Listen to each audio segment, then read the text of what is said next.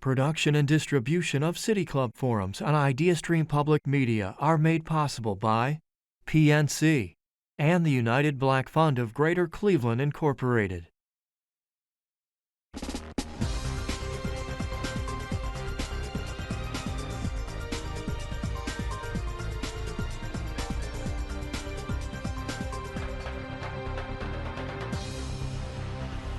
Good afternoon and welcome to the City Club of Cleveland, where we are devoted to conversations of consequence that help democracy thrive.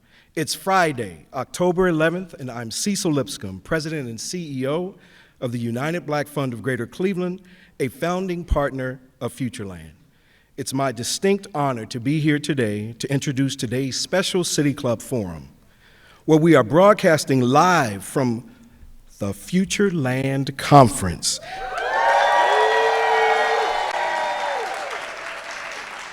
We're here at the lovely Allen Theater at Playhouse Square.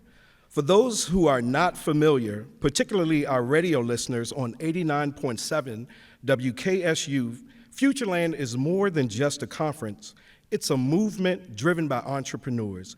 It aims to make Cleveland a leading destination for people of color to build their startups and tech careers in an environment where they can thrive. Our speaker today, Everette Taylor, is the CEO of Kickstarter, the world's premier crowdfunding platform for creative projects. Since its launch in 2009, 24 million people have backed a Kickstarter project.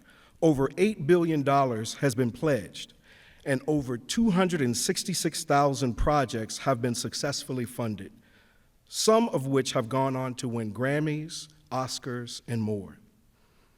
Under Everett's leadership, Kickstarter was named one of Time Magazine's 100 most influential companies for trailblazing the future of work and the company's global impact in the creator economy. Prior to joining Kickstarter, Everett served as the CMO of Artsy, the largest online marketplace for buying and selling fine art. During his time at Artsy, he was recognized by Forbes as one of the world's most influential CMOs. As an entrepreneur, Everett founded or co-founded several multi-million-dollar companies before the age of 30. Pop Social, Growth Hackers, and Millicents, to name a few. And he sold his first company by the age of 19. Here in Cleveland, FutureLAND is aiming to grow its network of startup businesses and entrepreneurs. Now we will hear from Everett on his journey, his work at Kickstarter, and what it will take to ensure equitable access to capital and growth, opportunities, and particularly in BIPOC communities. Moderating the conversation today is Chanel Smith-Wiggum, Senior Vice President and Director of Community Relations and Corporate Initiatives at KeyBank, where she oversees teams that focus on KeyBank's corporate sponsorships, volunteerism, civic involvement, and community initiatives. If you have a question for our speaker, you can text it to 330-541-5794. That's 330-541-5794, and City Club staff will try to work it in at the second half of the program. Members and friends of the City Club of Cleveland and FutureLAND, please join me in welcoming the amazing Everette Taylor and Chanel Smith-Wiggum. Chanel?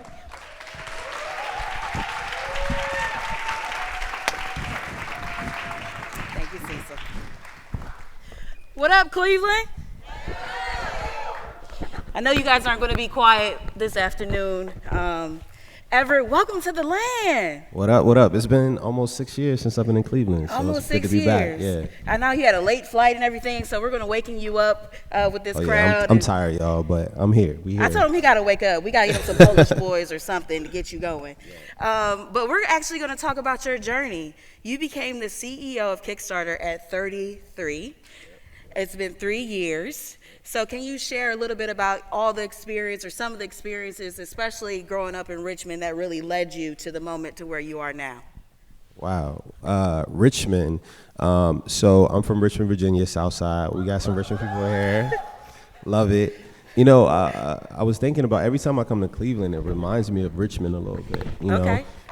because I think a lot of times, cities like Cleveland and Richmond, they tend to be looked over at sometimes. And we have so much talent that come out of these cities. We have so many incredible people that come out of these cities, from creativity, from innovation, from tastemakers. And so whenever I'm in Cleveland, it feels like home in a lot of ways. So I grew up in Southside Richmond. And when I think about how being from Richmond got me to where I am today, I just think about the diversity of experiences that I had that separates me from the other people that I see in the boardrooms and the executive teams. There's no one that looks like me that has experienced the things that I've experienced, and Richmond kind of molded me in that way where I saw some wild stuff growing up. But the thing that's beautiful about my experience in Richmond is that, there's this poem called If by Rudyard Kipling. And there's a line in the poem, if you can walk with kings nor lose the common touch. And I think Richmond has never let me lose the common touch. And so when you think about the common touch, what was a moment that was really pivotal to you in your youth that was like, okay, I'm gonna be an entrepreneur? I know you talk a little bit about your experience in libraries. Oh man, this is on PBS, right? I saw people that were very entrepreneurial in my neighborhood. Maybe not legally, but we get what you're saying. Not legally, but they were honestly, good or bad, the first inspiration for me, because I was like, man, like, I want something more for myself. That wasn't like the right path, obviously, but I knew that I wanted more for myself, and luckily, I had a mom who, caught me doing some things that I shouldn't have been doing that kind of led me down the right path. A lot of the men in my family, most of the men in my family went to jail, were dead or in trouble due to the drug game and the crack epidemic in the 80s. And so, my mom didn't want me to lead down that path. But what I did see was like, unfortunately, a lot of those cats were led down the bad path because a lot of them are like innovative, they're marketers, like some of the best entrepreneurs are doing things that they aren't supposed to be doing, unfortunately. And so that was like kind of the first inspiration. And then that time in the library, I was homeless during my senior year of high school, and I used to go to the Broad Rock Public Library to just like chill, seek shelter, and I would use the computers inside there and use the internet. I didn't really have a computer growing up.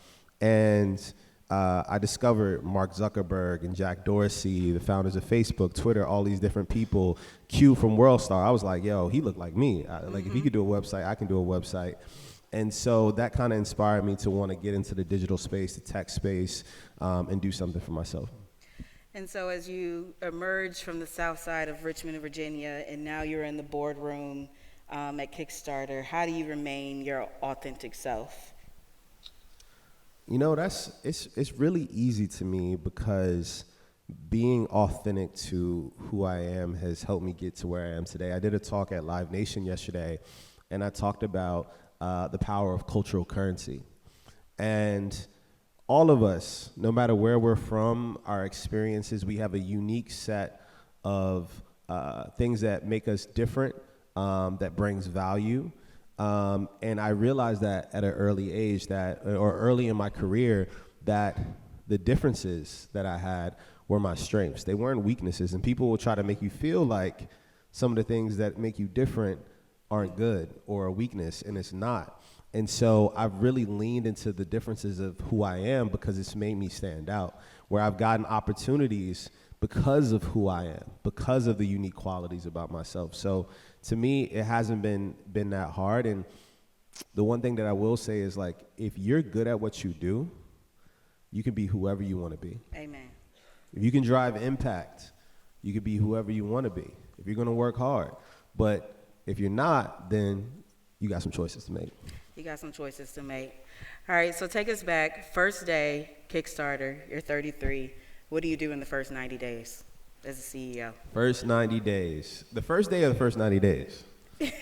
because that is a very different answer to that. So just to like set the stage for you guys. You know, Kickstarter, largest company in the space, big brand, global company.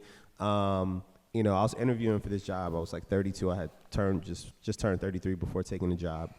And you know, when they were looking for a new CEO, they were like, we're going to get somebody with a lot of experience. And so the people that they were talking to were much older than me. And they promised the team that, hey, we're going to bring in a super experienced CEO. And at the time, you know, I had been CMO of a large company. You know, I've started my own, you know, small $1 million revenue companies, but I had never been at a company at the scale of Kickstarter. And so being introduced to the team, it was like, surprise. They're like, who is this? Is this the guy that's going to introduce the guy? Like, you know, so I think it was that. It kind of felt like, you know, when you're somewhere and then people think you're the help, you know. But it was like a surprise. I think it was just a shock and surprise that I was the person that was coming in. And of course, there's going to be. I mean, I've never talked about this publicly, but people think when you come into a company that everyone's like, yeah, we're excited for you to be there. No, not. That's not how it goes. Especially, you know, you got people that are reporting into you that are twice your age and things like that. It's a different environment. And so for me, over the first 90 days, it was like setting the tone. Mm-hmm. Like, I mean business, I know what I can do, and setting the vision of what I wanted and making really hard changes. Yeah. Like any CEO will tell you, the first 90 days being in a CEO role is not fun. Like, you're really evaluating the organization. You're trying to see who's on your team, who's on your side. There's snakes in the grass. There's people that ain't, you know, holding it down like they're supposed to be. So, you know, really it's a lot of like listening and learning. It's less action, listening and learning, evaluating, setting the tone, setting the vision. So as you're setting the tone and the vision 3 years later, what is the big vision for Kickstarter? Oh, man. You know, LinkedIn is weird. I'm actually just celebrating my 2-year anniversary, actually, funny enough. I gave you an extra year. You gave me an extra year. I appreciate that, you know. But what is the vision after 2 years? So for me, I'm all about impact. And, you know, Kickstarter we've impacted the world. Billions of dollars have been raised, billions and billions of dollars of economic impact. You've seen the impact in the culture. Issa Rae just celebrated the anniversary of Insecure. That show was started through Awkward Black Girl that was started on Kickstarter. You see the impact, you know, all around the world, but it's like, can we be more? Can we do more? And how can we impact creators in the economy even more? And so now what I've been building out over the past 2 years, and is now coming into manifestation, is impacting the whole creator life cycle. And so before, when you raise money on Kickstarter, it was like, say you raised $100,000, $1 million, whatever, it's like, oh, here's your money, good luck, right? But now we're building out services pre-launch, so helping creators before they launch. We're building out services and tools post-campaign to help with shipping, taxes, customer relationship management, all of those things. We launched a new business line in performance marketing. So for those people with amazing ideas but don't have the audience, we can actually do the performance marketing and automate a lot of those things for them. So we're building out this whole ecosystem for creators and giving them the tools to be successful. Because what a lot of people don't realize is that the biggest Kickstarter, someone's raised up to $42 million on the platform. Like, people think it's just like $5,000, $10,000. No, people are regularly raising millions of dollars on the platform. And these are people who understand that there's a very strong audience on the platform. They build audiences on the platform, and they continue to tap back into them. And so we want to continue to build out those tools and resources for those repeat creators as well. Yeah. So as you think about the future and the big vision, you're doing this at a time when DE&I is being attacked. Yeah, it's crazy. And so how do you bring together creativity but also equity in the lens of the work that you're driving at Kickstarter, balancing that with mitigating risk? Do I look scared of y'all? Nah, I'm not scared. Yeah. they don't put fear in my heart. Like this is a vocal minority out there that's trying to destroy DEI, and they want you to think that their vocal minority actually have the power. We have the power. You know, I was talking to a friend before this. She was like, make sure you tell them to go out and vote. So please go out and vote. Early voting has started in Cleveland, FYI, yes, Cuyahoga County. So. Yeah. And you know, there's a lot of power in this room to make change. And for me as a leader, I don't want to back away. I've seen other leaders, unfortunately, back off DEI, but we're going to continue to push because our diversity is what makes us special. I was talking about this yesterday when I came into Kickstarter. We were only 2% black. Now we're almost 15% black 2 years later, right? Thank you. Our executive team, which wasn't diverse at all, is now 100% people of color. It's 50% black and 50% women, right? And yeah, thank you so much. I appreciate that. And you know, we have really key figures in the C-suite, you know, me being the CEO, but also our CFO, who's, you know, maintaining the bag, handling the bag, and our CMO, our chief marketing officer, that is in charge of the entire brand. So you got the CEO, who's the face of the company, a black man. You have the CFO, a black woman, who's in charge of the money and making sure it's getting distributed in the right way for the right causes. And then you have a CMO who's in charge of the entire brand. All black men and women, right? And that's really, really important. And I was talking about this yesterday, is that cultural currency. You have to have different types of people within leadership. You have to have different types of people within your team that understand different parts of the culture and the world at large. And if you're just targeting, you know, white men or the same types of people, you're not going to grow. And we're seeing that growth, having more diverse creators launched than ever, more diverse backers on the platform. You see it impact the business. So my job as CEO is to do what's best for our shareholders, right? Yeah. And our company. And if the best thing for our shareholders and also the right thing to do is to continue to build a diverse team and have diverse initiatives, then that's what I'm going to do. Yeah. No fear. That's kind of how I roll too, so I appreciate that. I felt that energy backstage. Mm-hmm. So pivoting here, we have a lot of founders in the room, entrepreneurs, folks who are leading the art world here in the city of Cleveland on behalf of the city of Cleveland. What advice do you have to them as someone is getting ready to, you know, I'm logging in on Kickstarter. What are the top 3 things I need to have in my campaign to be successful? Top 3. Where the art people at in here? What up? Last time I was in Cleveland, it was Jock Evans was doing something at Museum of Contemporary Art, me, Lenny S., a lot of people, Lupe. It was really cool. That was the last time I was here. And so I have a large affinity for the arts. A lot of people might not realize this, but Kickstarter was really started to support artists and creatives and creative work. And obviously it's evolved over time to have like comics and games and design and technology, but it really, the ethos of the company was about supporting artists. And if I'm talking to anybody that wants to be successful on the platform, because I know we have more than just artists in the room, the number one thing I would tell anybody starting a Kickstarter is it's not going to be easy. And how committed are you to that vision that you have, right?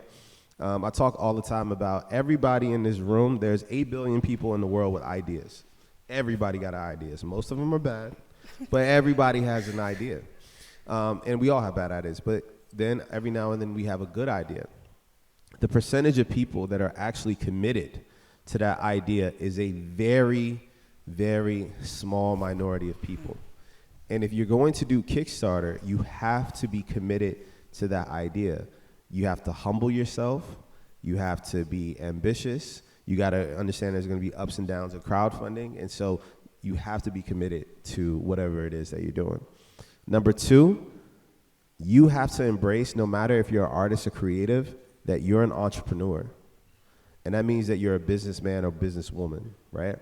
And because of that, and because you're doing this on your own, you have to invest in yourself and learn marketing, learn go-to-market strategies, learn all these different things to build for yourself, right? Because if you don't do it for yourself, no one else is going to do it. And so I tell people before they launch a Kickstarter, have a marketing strategy, have a marketing plan, know how many people that you can reach out to, estimate how much they'll be able to give you or support you, design rewards. We're reward-based crowdfunding. So Kickstarter is not donation-based crowdfunding. We're reward-based crowdfunding. So people tend to get rewards or gifts. So if you're an artist, you can give out prints. You can give out drawings. You can give out stickers. You can give out hoodies with your art on it. You could just get very creative. You can invite people for studio time. So getting very creative with the rewards. The last thing that I would say is just make sure that you understand what's realistic for you. Kickstarter is an all or nothing platform, meaning that if you don't hit your goal, you receive nothing. So if you're trying to raise $25,000 and you raise $24,999, now, does that ever happen? No. But if you raise, $18,000, you're not going to get that $25,000. And so be very realistic with your goals. And the people that have been most talented, like if you go on Kickstarter today, and I hope every single person in this room downloads Kickstarter, right? Yes. Right? All right. Okay. You'll notice that a lot of people will have like a $20,000 goal and then they raise $500,000, or they'll have a $100,000 goal and they'll raise a few million or whatever it is. Your initial goal is just the money that you need to get started. And I see a lot of mistakes from especially people within our community that like put their goal super, super high and put a realistic goal. If you're raising $100,000, maybe you need that $10,000 just to get started. So make your initial goal $10,000 and have stretch goals. And so just be very realistic about what you can drive, because Kickstarter is going to drive 30, 40, 50% of that, but you also got to bring your audience to the platform as well. So have you seen some people not reach their goal the first time, but come back? Like, do you have some success stories? Oh, we have so many people. I'm not going to put them out there, but we have so many people that have started, have launched, and is now coming back to the platform, or they've come back to the platform and been successful. Also, we have people I was talking to. I'll say them because I know they'll be cool. There's this brand called Rayco. It's like this cool, like I don't know how to. It's like a rake and a hoe in one and all this. Yeah, it's crazy.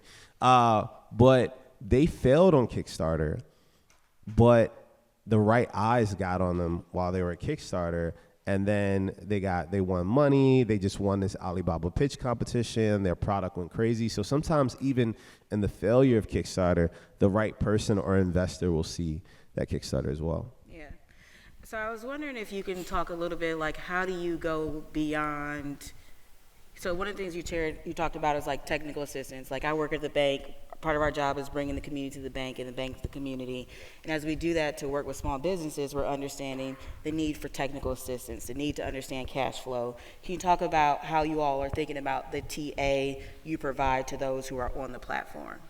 Yeah, that's a really good question. I mean, one of our big initiatives this year has been what we call creator education. And it's also going to move into next year as well, as really being helpful for those and giving them the right tools and resources for when they're coming on the platform. We want to set up people for success. But the big part of creator education, which I've had to learn, is that people have to want the help. Mm-hmm. A lot of people don't want the help, seek out the help.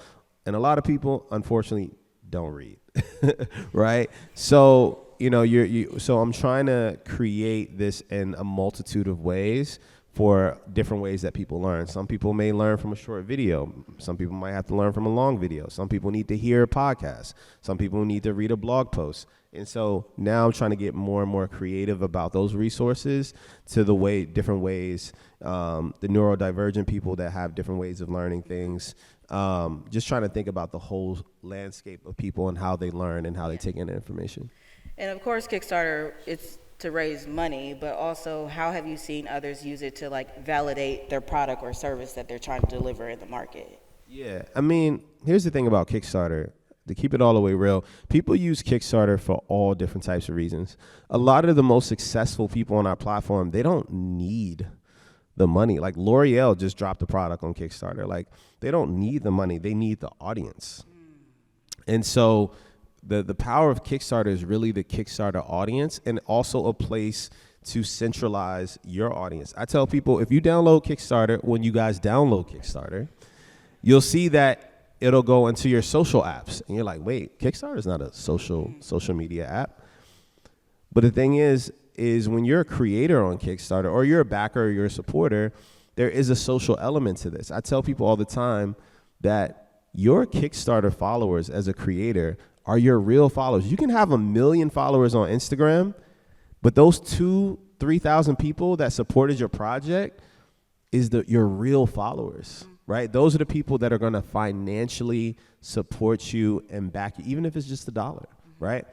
And so these creators are now growing these audiences over time where they can keep on tapping into them. And then there's a social element for the people that we call backers, because if you're into music or comics or games or new technology, you're going to Kickstarter to see those things over and over again. And so there's this really cool marketplace social element of Kickstarter as well. And so the marketplace, entrepreneurship, raising money, how do you work beyond the four walls of Kickstarter or online, right? Who are some of your other partners outside of the followers on the platform? Or you talked about going to Live Nation, being at Live Nation yesterday. So where are you growing the brand of Kickstarter, other than being in Cleveland? It's crazy because we have so many cool partnerships coming up that I can't talk about.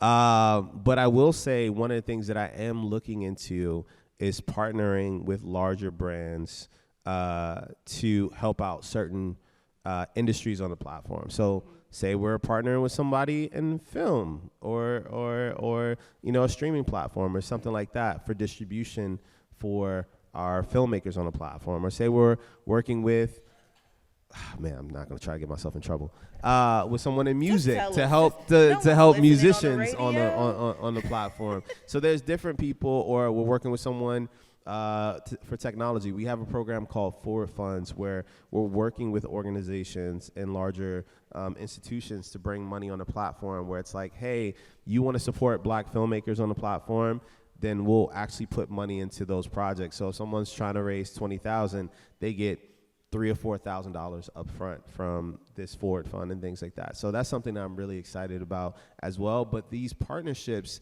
is really beautiful because it's twofold. One, these partnerships allow us to support the creators that we already have on our platform with industry-specific companies. But at the same time, it's great marketing for us because it's going to open us up to a new audience of creatives, creators, artists that want to be on the platform from the audiences of those companies as well. Awesome. I'm going to switch gears here a little bit to talk a little bit about leadership. You're a CEO, you're a manager. SVP. I'm an SVP. Thank you for getting that right. Appreciate it. Big dog. How does Everette lead? Depends on what day you ask me. Listen, how do I lead? I think I'm direct. I'm authentic.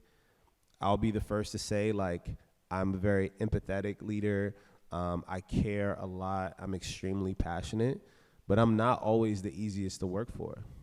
And the reason that I say that is not because I'm unkind or doing crazy stuff like some people you hear about in the media, but it's because I have a certain level of expectation for everyone that works with me. Yeah.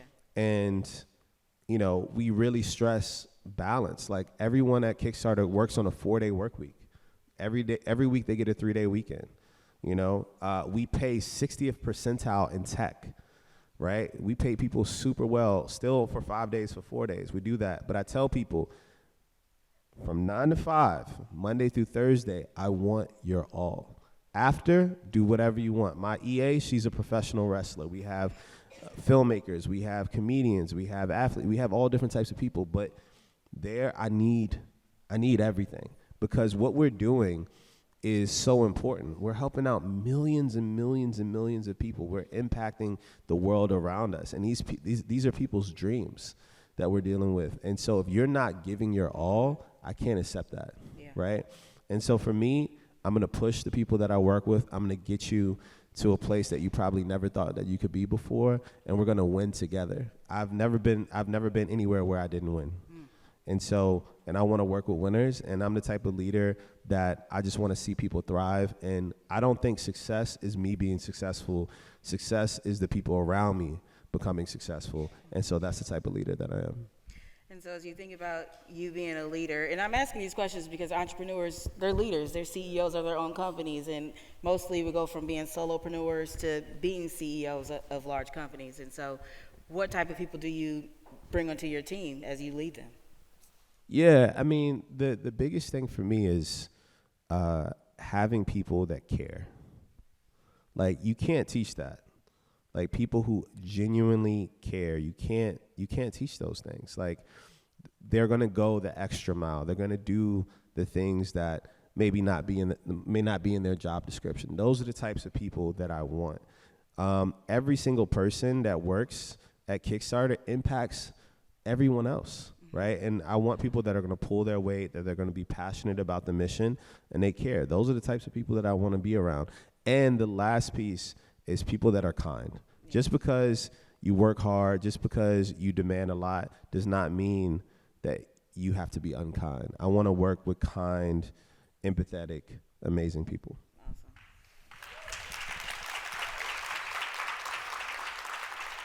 All right, so let's have some fun here. Wow, okay, let's do it. What's on Everett's playlist right now?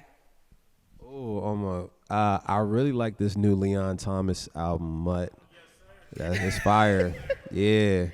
Hey, low key, yo, y'all don't laugh, but that's Sabrina Carpenter kind of fire too. Okay. I ain't gonna lie. Listen, I don't know what it is about this album, but I still listen to it every week. Blonde by Frank Ocean, like that's still like in heavy rotation for me. But yeah, I got all types of weird stuff. Like I'll see, my musical taste is just like a complete range of different things. I was listening to Hove on the way here. Like my range of music is. What's on yours? Oh my goodness, Put me on. I'm not a music head, but I'm afraid to say. Oh, also Schoolboy Q, the Oxymoron album's fire too. I be in the trap. You be in the trap? Yeah. Okay. Tell But me I'm more. driving to Key Tower. Sometimes you gotta turn up, you know, little lotto.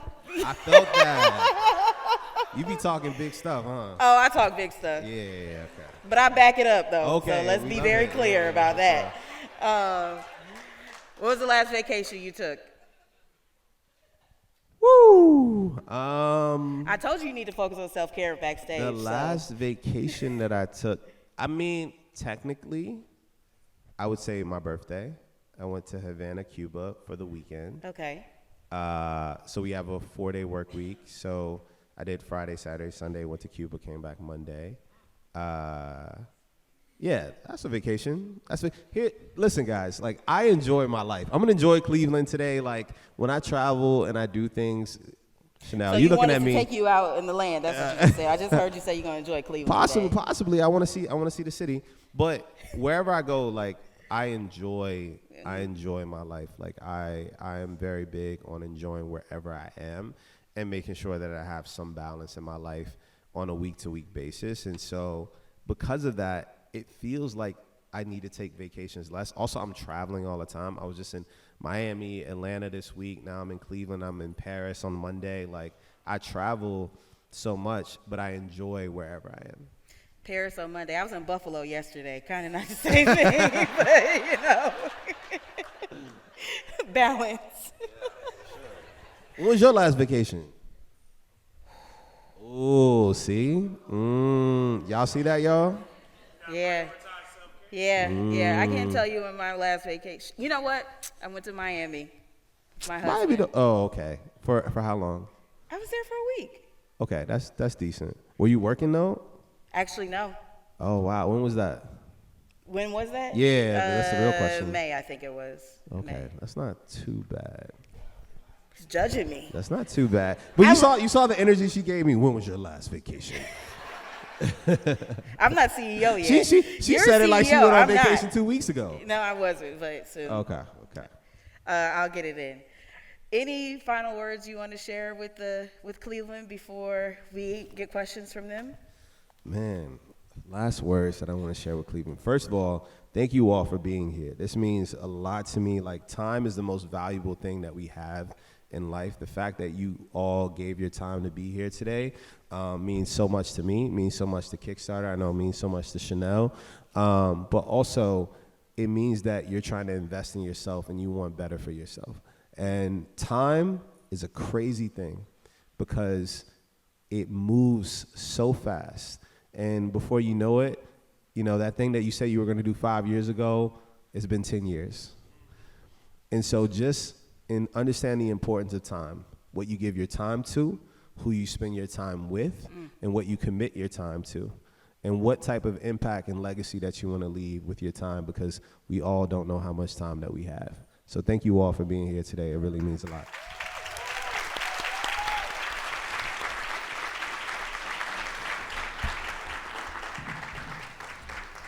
So I'm from Richmond, Virginia as well. I shared that with Everett. And when you opened that door with trap music, when you cracked it open, he said, I'm going to run with it. He started interviewing you. It was beautiful. So we're about to go into the audience Q&A. I'm Cecil Lipscomb, President and CEO of the United Black Fund of Greater Cleveland, a founding partner of FutureLAND. We're broadcasting live from the FutureLAND conference at the Allen Theater at Playhouse Square. This was amazing. So joining us on stage is Everette Taylor, CEO of Kickstarter. Moderating the conversation is Chanel Smith-Wiggum, Senior Vice President and Director of Community Relations and Corporate Initiatives at Key Bank. We welcome questions from everyone, City Club members, FutureLAND attendees in the audience today, and those joining via our live stream at cityclub.org and live radio broadcast at 89.7 Idea Stream Public Media. I think we have microphones that are up front or coming up front. Oh, here in the aisles here. So if you can make your way, please do so for any Q&A. We have to take advantage of this brain trust that's here with us today. If you'd like to text a question, please text it to 330-541-5794. Again, that's 330-541-5794. And City Club staff will try to work into the program, your questions into the program. So may we have our first questions? Hello. Our first question is a text question. It says, many filmmakers are passionate about their stories, but many struggle with structuring a compelling crowdfunding campaign. What are the most common mistakes you see in the film campaigns, and how can creators avoid them? Thank you. What's your name? Jerome. Jerome? Yes. That's a cool name. I like Jerome. Appreciate it. Jerome, thank you for the question. For you, I don't know if everyone heard, but like the common mistakes for film campaigns. The number one thing that I see is people, what I said earlier, is setting the wrong goal. Like, you don't need to set a goal that is the whole totality of your film, right? So say you need to raise $200,000 for a short film or something like that. You know that even $25,000, $30,000 is going to be helpful for you, right? You're still going to continue to make that short film. And so one of the biggest mistakes that I see with filmmakers is setting too high of a goal. They need to set smaller goals and then have stretch goals as well. The second thing that I see is filmmakers don't have great rewards. And like I said before, Kickstarter is reward-based crowdfunding. People tend to want things, right? So for instance, recently we had The Apprentice. I don't know if you guys heard about this film. It's a new film about Donald Trump, and Donald Trump was like trying to stop it from being made, and so they came to Kickstarter, and I think it released in theaters this week, or maybe already just released in theaters. But they came to Kickstarter to get more support for the film. But they had all different types of rewards, from like, you know, physical rewards to time with the producers. Like, as a filmmaker, you have to be extremely, extremely creative with your rewards, because it's not like Peloton or Oura Ring that started on Kickstarter, where someone can get a Peloton, or they can get an Oura Ring, or they can get Oculus. Like, you don't have a physical reward, so you have to get very creative.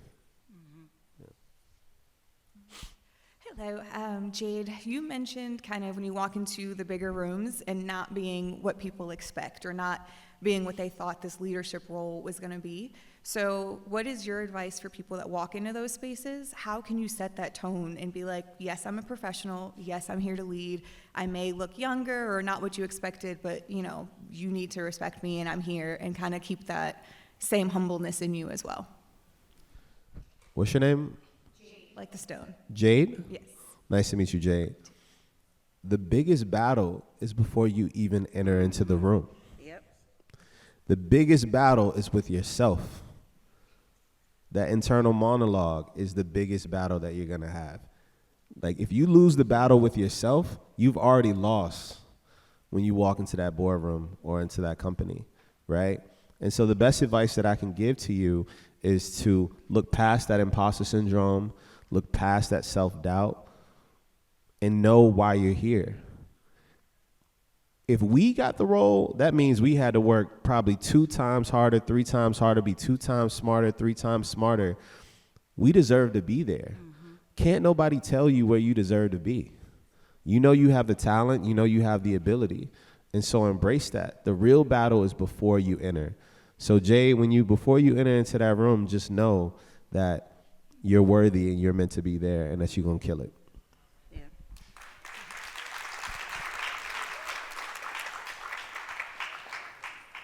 My name is Leslie, and I'm actually here on behalf of my son, Lathan. He has a company, a brand that we're trying to build called Living Lathan, if some of you might know him on social media. But I have a few questions about, you mentioned your creator education program. My son is neurodiverse, he does have autism, and although he is a master creator, he does lack a lot of the things that you said, the commitment maybe to certain things and education as far as marketing and things like that. What kind of programs do you have set up at Kickstarter to help the neurodiverse community?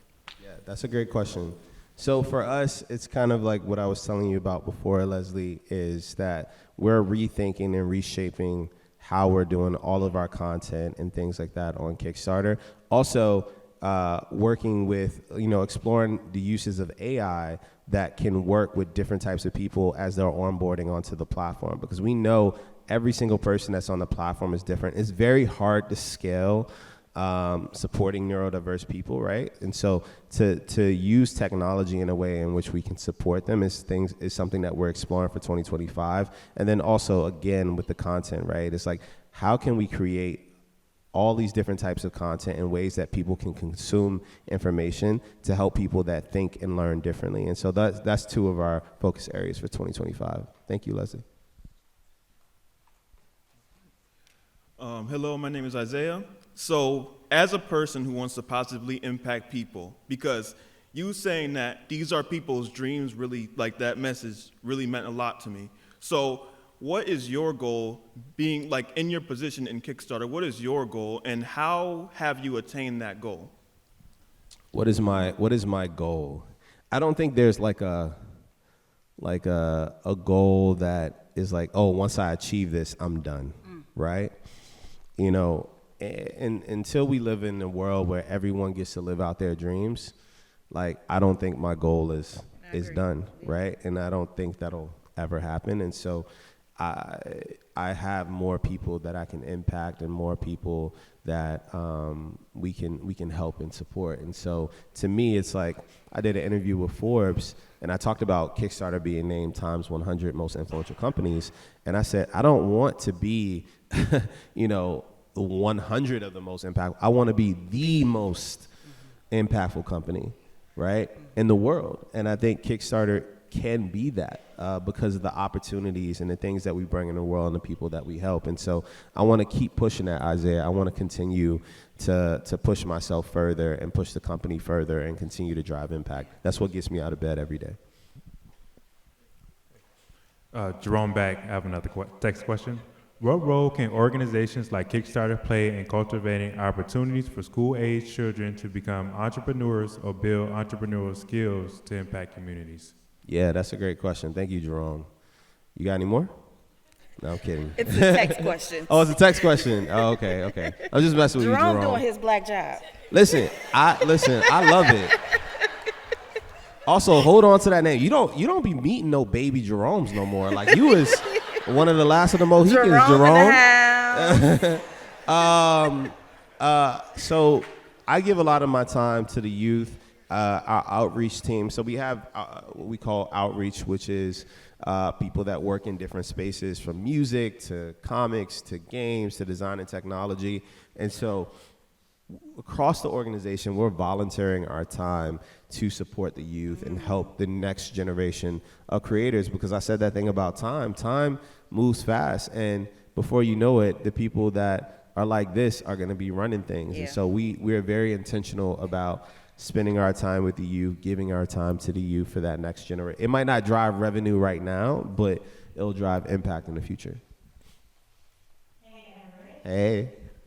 Can you talk a little bit about building your career as an entrepreneur and sort of having the flexibility to start companies, sell companies, go back to corporate? What does it take to sort of put yourself in a place to have that flexibility? How you been? I've been amazing. I moved back to Cleveland. What's up? Oh, that's what's up. I love to see it. I got out of LA too. But I think for me, it's like, I don't know if I ever had like a true plan. You know, like the Joker was like, oh, I didn't have a plan. Like I just do, you know, and like I just go with my intuition. I go with my heart, and I just try to drive impact. I think one of the things that I was intentional about is I used to be pretty risk averse, as much as my career doesn't seem like it is, where it's like, I knew that any day, whatever job that I have could be taken away. But I also knew that any company that I had could go down tomorrow, right? Like, you think the guys at BlackBerry thought they would be in a position that they are today? No, right? And so to kind of mitigate risks, I did this thing where I balance having these roles, these executive roles, while still building companies. And I knew, because I was going to work harder than anybody, I had a whole nother work day. If I worked 9 to 5, then I still had, 5 to 8 after work, and then the weekends is to be building a whole other thing. And so, I really pushed myself to have that balance to mitigate that risk, because I never wanted my family to be in the position that they are in today. But what I didn't realize at the time was it was the perfect kind of cocktail for me to become who I am today, because I got the experience being an entrepreneur CEO, but then also being an executive at companies at scale. So it wasn't super intentional, but it worked out great. Hey, Everett. My name is Sharon, and I'm super excited that you're here and you're sharing all of these gems. My question is, with all of your success, what do you feel like your zone of genius is, and how did you discover that? My zone of genius. Yep. I've done a lot of talks. That's the first time anyone's asked me that. Also, she low-key gave me a compliment too. The fit's crazy. I like it. It's dope. How did I discover my zone of genius? I think if I had to say anything that like is a superpower for me is marketing. And when I was 14 years old, I was doing stuff on the street that I wasn't supposed to. You survived. Yeah, I survived. I was coming home one day and I saw a hand, and it was not God. It was my mom coming down to strike with my face. And I wasn't doing that no more. And she was like, "You're going to have to get a job." And that first job interview I went to was this company called Eastern National for a junior marketing role. I was 14 years old, and they were asking me all these questions. And I was just like, marketing just came so easy to me. It was like second nature to me. I like to think it was like Michael Jordan picking up a basketball. You know what I'm saying? Oh, actually, that might be kind of tough for you guys in Cleveland. But, yeah. But y'all won. 2016, y'all are good. The Guardians in the playoffs. Yeah, cool. We're not going to talk about the other team, but yeah. Oh, yeah, the Browns are terrible. You don't even know how bad of a joke that is right now with me. Deshaun Watson, y'all, really? All right, what's the next question? Okay. But listen, all right, guys. You really trying to get me in trouble. Why would y'all do that? Okay, anyways. But I was at this job, I was 14 years old, and marketing just came so natural to me. And I didn't really embrace the gift till later on, because I'm still like, I'm gonna be a basketball player or a rapper or something like that. And my bars are trash, so it's never gonna happen. And that was when I found marketing. Marketing was the thing that was just like so natural to me. And I tell people, no matter what type of CEO, entrepreneur you're gonna be, understand what your gift is to the world. Quick question, what are you currently reading, or what suggestion do you have for a book for us to read? A suggestion. Man, that's a great question. A book that everyone should read. I love Notes from the Woodshed by Jack Whitten. Jack Whitten is an incredible artist who passed away a few years ago. It's such an introspective piece of work into the minds of, like, I think one of the greatest creatives that has ever lived. And so if you want inspiration and just to see how a unique mind works, and not someone telling you how to live your life. I hate the self-help books. They're like, oh, live your life. I'm like, you ever seen that scene in, what's that movie when the dude is in Harvard, Matt Damon? Good Will Hunting. Good Will Hunting, and he's talking to the guy, and he's like, oh, that's from this book, and that's from that book. Like, you'll meet people that will read a bunch of self-help books, and it's like you're not developing your own mind. And so to me, I love to delve into the minds of others that have unique perspectives and views, but are not necessarily trying to put those views on anybody else, and just helps you think about the world differently. So Notes from the Woodshed by Jack Whitten. I actually recently launched a campaign this morning for a local pizza brand. We're actually at, let me look at the campaign. We are currently at $3,400. Congrats, give it up to him. Thank you. As someone scaling services for local businesses, what strategies do you recommend for creators to lead successful campaigns, especially for creator-led brands? I didn't hear the last part, I'm sorry. Especially for creator-led brands.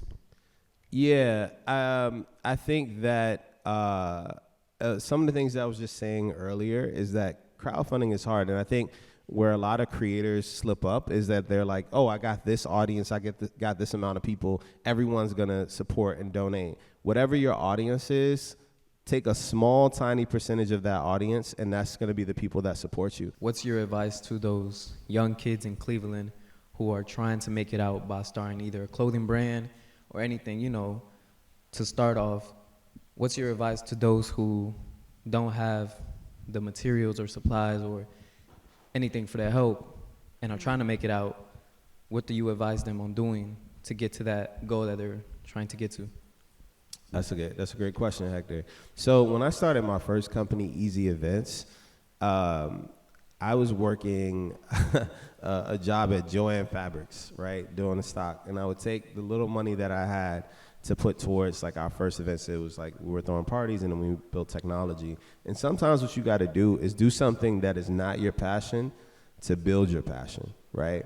And it's about making very intentional choices in your life, right? Like, hey, maybe you can't buy this thing, or you can't do this thing, or you might have to stay in this weekend and not go to the game because that couple $100 can be committed to buying fabric, right? And things for your brand. And so being very intentional about your choices. One of the things that I realized, I know Drake is not as popular as he once was at the moment, but he has this line where he's like, while my friends out partying, I'm just making the music that they party to, right? And so he's in the lab, he's grinding where other young people around him are out partying, and what you don't realize is like, yo, a lot of the people, the young people around you, they're not gonna be focused, they're not gonna be intentional, and so be very intentional with your choices. 1 second. I love your leadership style. Who were your mentors and where do you find your inspiration? Yeah. The style? Yes. They love your leadership style. Who Leadership were your style. mentors? Oh, my mentors. Not your fit Oh, style. I was going to say, that's very nice, whoever's watching online. It's Margello, by the way. My mentors. I'll be honest, I didn't really have many mentors coming up. And I think my biggest mentor was my own mistakes, like me learning from my own mistakes and doing things wrong. And that's why I like Hector, like the question you asked, like it's so great to start early because you learn so much throughout the journey. Like later on in life, but this is after I had already found a lot of success, I connected with Chad Dickerson, who's the former CEO of Etsy. And I told him that at the time I was CMO of Artsy, and I knew I wanted to become a CEO of, a $1 billion company and get to that scale. And so I started to work with him in that way. But for the most of my career, I didn't have necessarily a mentor. And I think mentorship is extremely important, but only if you have mentors that are very intentional and invested in you. Yeah. Like not just somebody that's just gonna talk to you for a few minutes and give you some very high level advice that doesn't apply to your life. Yeah, awesome. Thank you for your time, Everett. We Thank you. appreciate you. Come on, we can do better than that. Let's give it up for Everette Taylor and Chanel Smith Brigham. Hold on, let's do something. Since you brought it up. This is my adopted city, okay? O-H! O-H! You see, when the Browns are doing bad, we just focus on Ohio State. That's crazy. Y'all must do that a lot.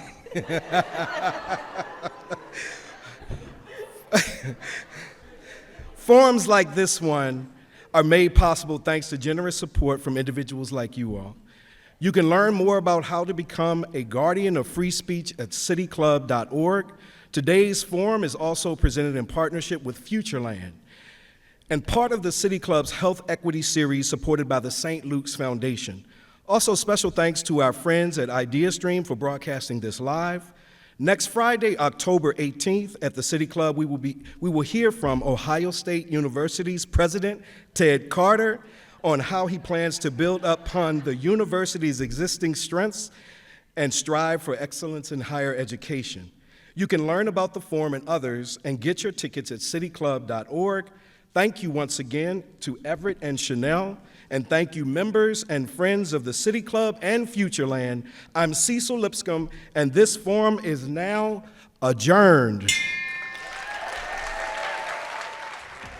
For information on upcoming speakers or for podcasts of the City Club, go to cityclub.org.